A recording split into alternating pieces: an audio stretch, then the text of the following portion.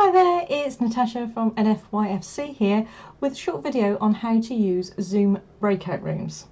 One of the first things that you need to do to have Zoom breakout rooms is to go to your Zoom settings. So this is just a normal browser. I've logged into my Zoom account, and if I scroll back up to the top here, you will see that I am in my settings. So when you first log in, it will probably just take you to your profile or your meetings. But if you come down to settings, there is a very long list of settings. I could scroll all the way down, or we could go to in meeting advanced, and we have breakout rooms. Now I've turned mine on in readiness for this video, but by default it is switched off. So you need to turn this button on. And there's an option here to allow the host to assign participants to breakout rooms when scheduling. So if you scheduled a meeting in advance and you know you're going to have breakout rooms, you can set those up in advance when you schedule the meeting and assign people to them. Okay, so just make sure that option is turned on. By default it will be turned off and you won't have the options. When you switch it on, if we come back into Zoom, you should then have a little thing that says breakout rooms. You may sometimes just see in certain versions 3 dots that says more, and then you've got an option to go to breakout rooms. It's on one laptop it does one, on my other laptop it does something else. Not sure exactly why. So we're going to come into breakout rooms. Okay, you can choose how many breakout rooms you want. So we're going to start with, let's just start with 2. And we have options here to assign people automatically to different breakout rooms, and it will do it sort of fairly randomly.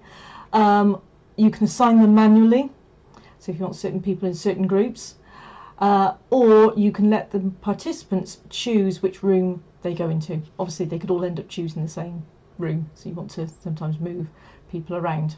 I'm going to use the assign manually, okay, and hit create.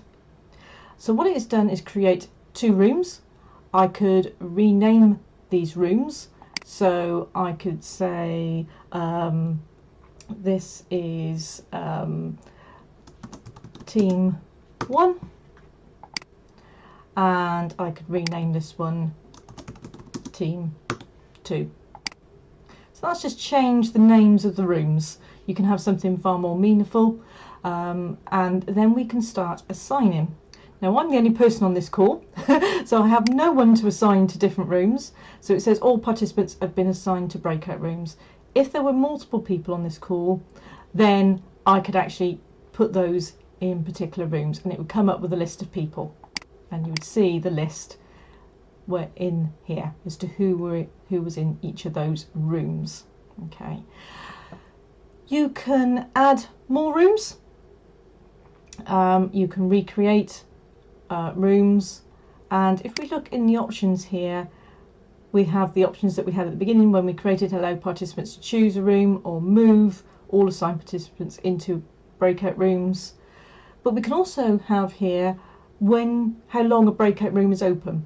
So if I'm doing a training exercise, I may want it to last 30 minutes, and I want it to notify me when the time is up. So when they go off, do their exercise in a breakout room, and it's no more than 30 minutes, and I can give a countdown timer after the breakout room is closed. So I might give people 2 minutes just to come back to the main meeting. So that's options you can set in here.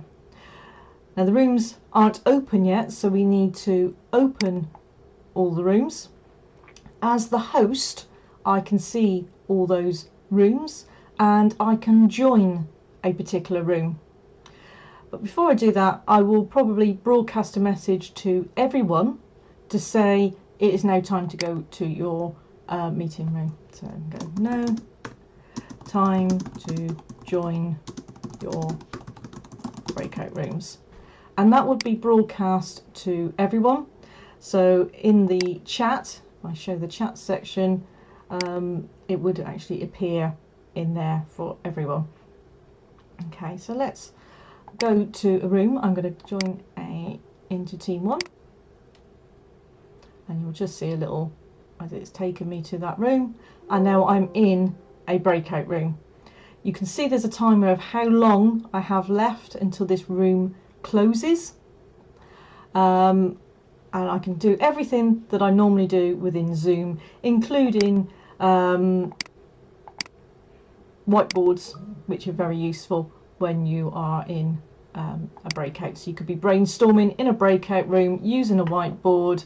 You can record the session as well as normal, so we can then either go back, because I'm the host, I have this option for the breakout rooms, or I can then leave this room and I choose to just leave the breakout room. You do have to be careful you don't end the meeting or leave the meeting altogether, as I've done accidentally before now. So it's important you leave the breakout room. It's taken me back to the main session. So this is where we were before, and I can go to my breakout rooms and I could go and join team 2. Now we can see the countdown timer there as to how long these rooms are open for, or I can manually go in and close those rooms. Okay, so now I'm back to the screen here, and if I wanted to, I could add another room and again rename it for team 3 and assign some people to it. So I can always add an additional room. You can delete a room by just clicking on the delete and say we don't want that room anymore. So we can do those. So we have various options as well.